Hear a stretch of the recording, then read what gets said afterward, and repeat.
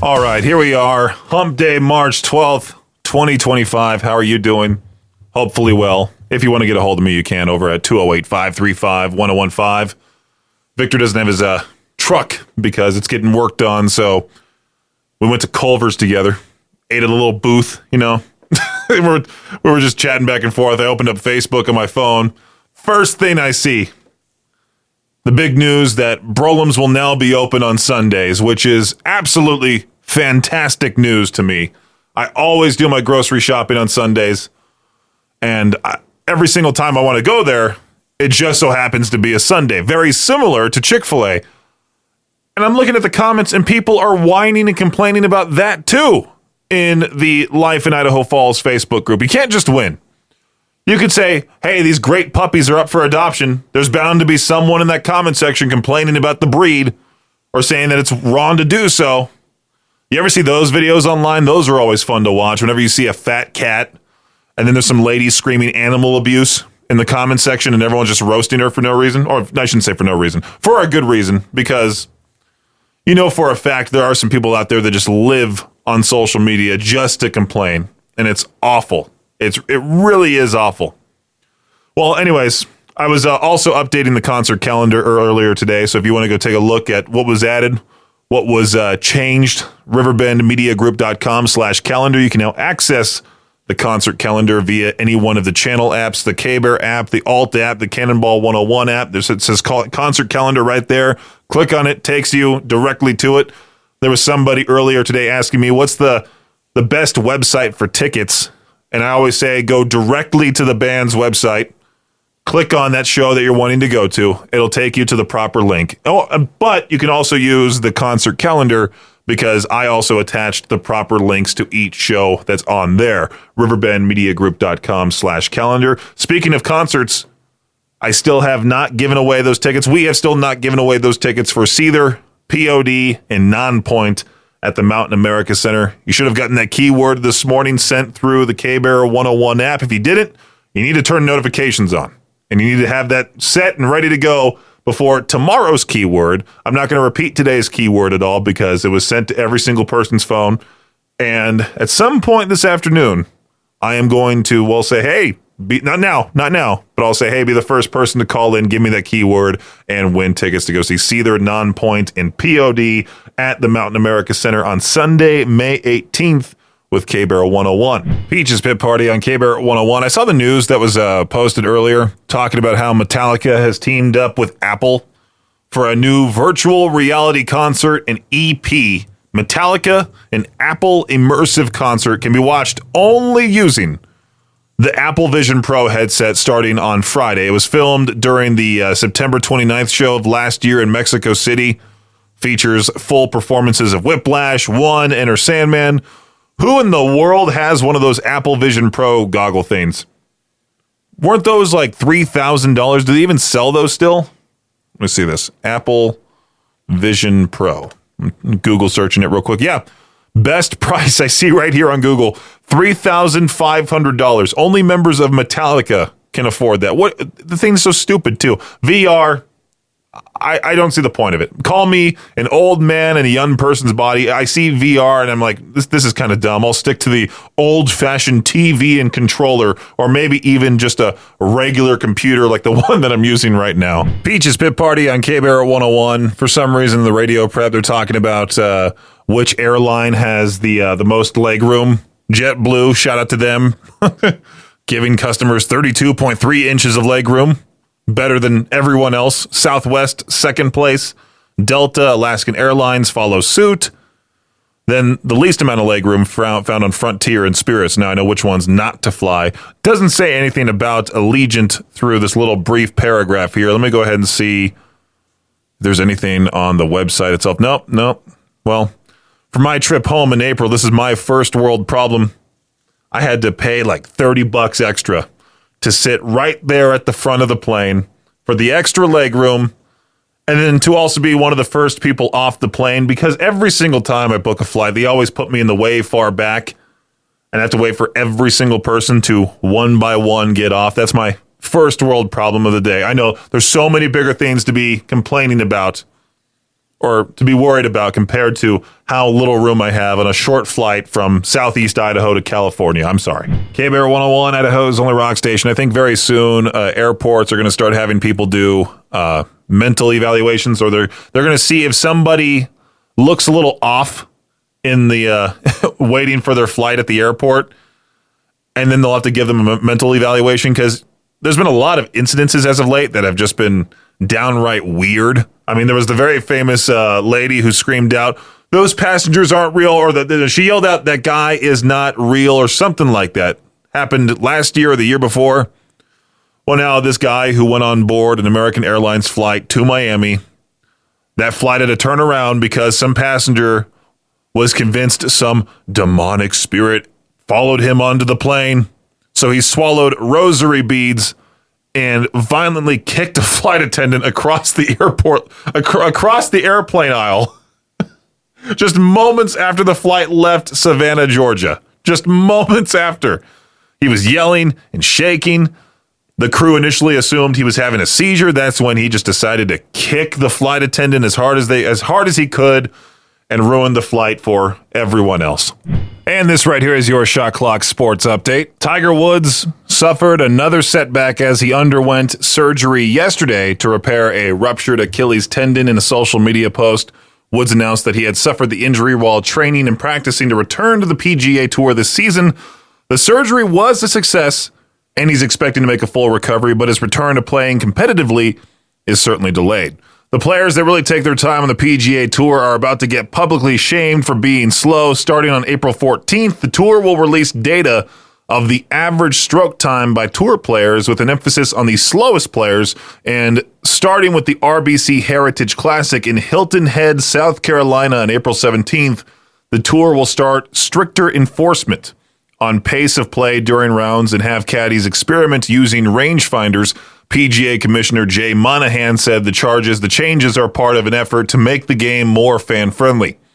Over the past few days, a bunch of NFL quarterbacks switched teams thanks to free agent signings and trades. Only 2 teams remain without a sure-thing quarterback on the roster: the New York Giants and the Pittsburgh Steelers. Some big-time attention's now being paid to Aaron Rodgers, who is still free to sign with any team he can strike a deal with. There's speculation that it'll be the Steelers picking up Rodgers, but you never know. NFL free agency is filled with surprises.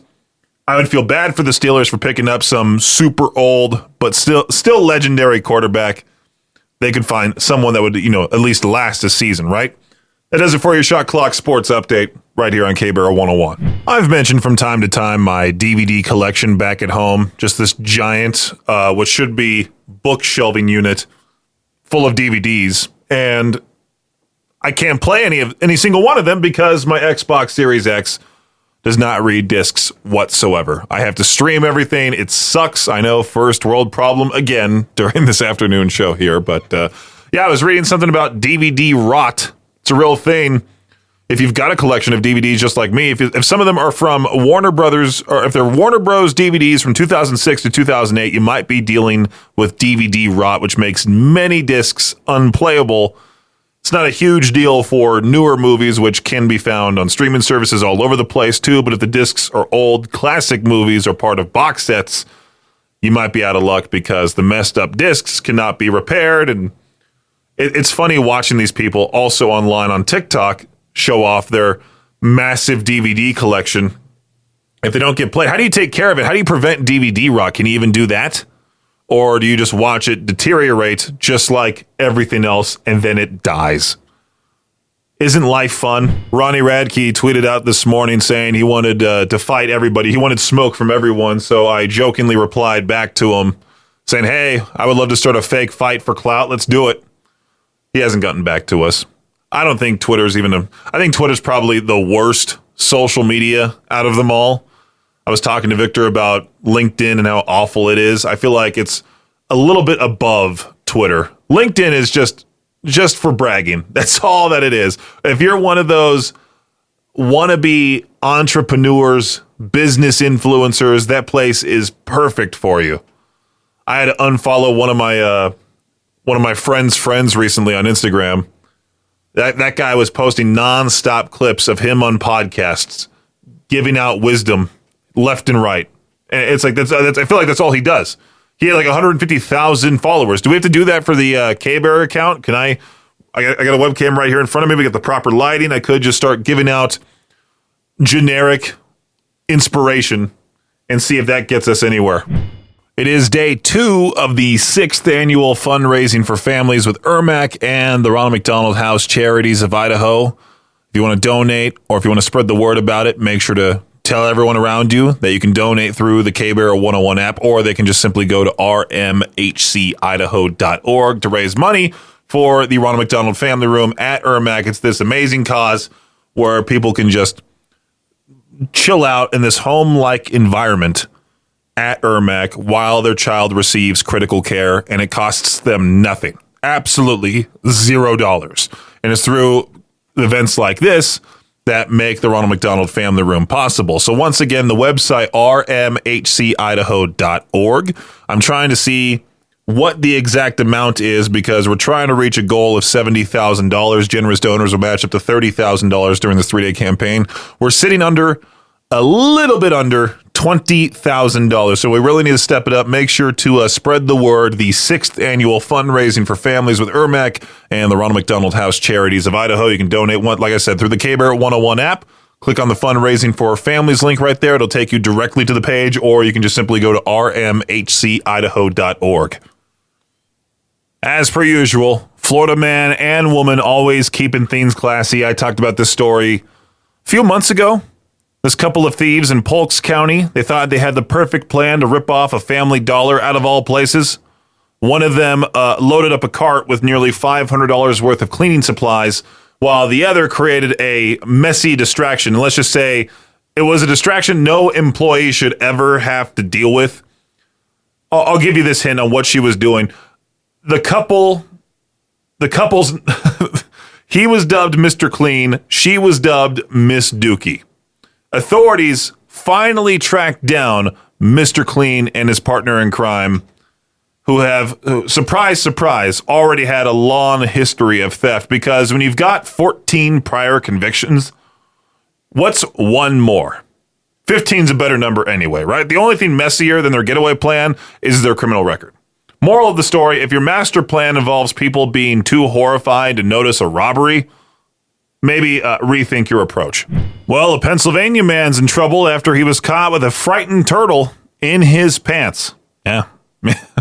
The TSA agents at Newark Liberty Airport in New Jersey stopped a man who tried to walk through security with a red ear slider turtle hidden in his groin area. The man, who has not been identified, triggered an alarm as he walked through the X-ray scanner, was patted down. Agents just found the live turtle, which had been wrapped in a blue towel. I mean, wouldn't it be obvious? Like, okay, why is there like this basketball-shaped sphere coming out of this dude's pants? Oh, look, a turtle type of thing. The man was separated from his turtle, which was confiscated by authorities. Now, what are they going to do with it? He's not allowed to board his flight and was escorted out of the airport by police. It's unclear if he has been charged with the crime. What are they going to do with the turtle? Are they going to return it to a sanctuary? Are they going to bring it to the zoo and say, here you go. It's your problem now. Alrighty, time for To Peach Their Own. Found my question. I don't know how well it will go. Hopefully pretty well. But if you're given a chance to erase one food from existence, what do you get rid of? I do like this answer. Cilantro.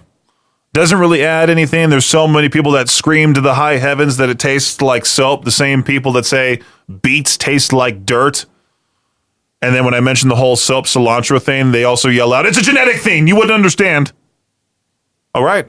Chill. If you're given a chance to erase one food from existence, what do you get rid of? Let me know. 208-535-1015. Call in now.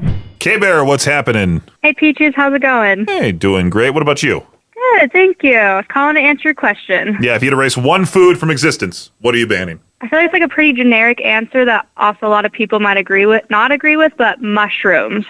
And why do you say that? Because that's like one of my favorite pizza toppings. See? I think it's like the taste, the texture, the smell. I just can't do it. There was somebody on Facebook I was laughing at because it was a video of some mom shipped her son avocados from her tree in her backyard, and he lived in another state. And the top comment said, "Too bad avocados taste like." Well, I'll say crap here on the air, but the all the replies were just insulting that dude. I feel my gosh! I mean, I agree they're not great, but avocados have that cult following. Mushrooms, I feel like that's one of those very controversial foods. It's funny because I every time the farmers market's around, I think of grabbing the lion's mane and all that great stuff from that the mushroom stand. Yeah, more for you. More for me. Yeah, that's right. That's right. Hey, K-Bear, what's up? Not too much. James, what's that one food you will ban? You will ban. Sorry. Yeah, I'm not banding with this food. Tuna casserole. White people, right? Oh God, my wife loves that garbage. Then now, does she do the atrocity and put raisins in it? I've never heard of that, but I feel that anyone that has ever done that should be shot on sight. Okay. There was a good amount of time where I was going to these Thanksgivings every year back at home, and somebody randomly would show up, and sure enough, show up with the coleslaw with raisins in it. Oh. And there was tuna casserole from time to time too that had raisins in it, and I like raisins by themselves, but to put that in with a fish, no. No, that's just wrong on so many levels. Hey, K-Bear, how's it going? Peaches, what's up, man? Oh, nothing much. You here to answer today's To Peach Their Own question? I think I've got one that everyone can agree on. Okay. So, lima beans. I don't even remember the last time I had lima beans. Does anybody eat them? It's like notorious that everyone doesn't want lima beans, right? Yeah. I feel like there's other hated vegetables now. Well, maybe you got the whole vegan craze, Yeah. I mean, in LA, they're celebrated. Not making my burgers with them. Yeah, it's like everything in LA is made out of vegetables because that's like they want to charge you for the vegan burger for like $25, and it's the worst thing to ever have. Anything to make that money, right? Oh, of course. If there's a guy with a man bun and he's rail thin behind the counter, you get out of there. I love when they make my cheese out of cashews. Oh, yeah. Beet ketchup, too, for your fries? Oh, yeah. I mean, doesn't it sound great? The more complicated, the better. Thanks for listening to Peach's Pit Party, the podcast. If you enjoyed the show, please share, subscribe, and rate the podcast. Peach's Pit Party is hosted by me, Peaches, a.k.a. Brendan Peach, and is a production of Riverbend Media Group. For more information or to contact the show, visit riverbendmediagroup.com. Until next time, Peach out.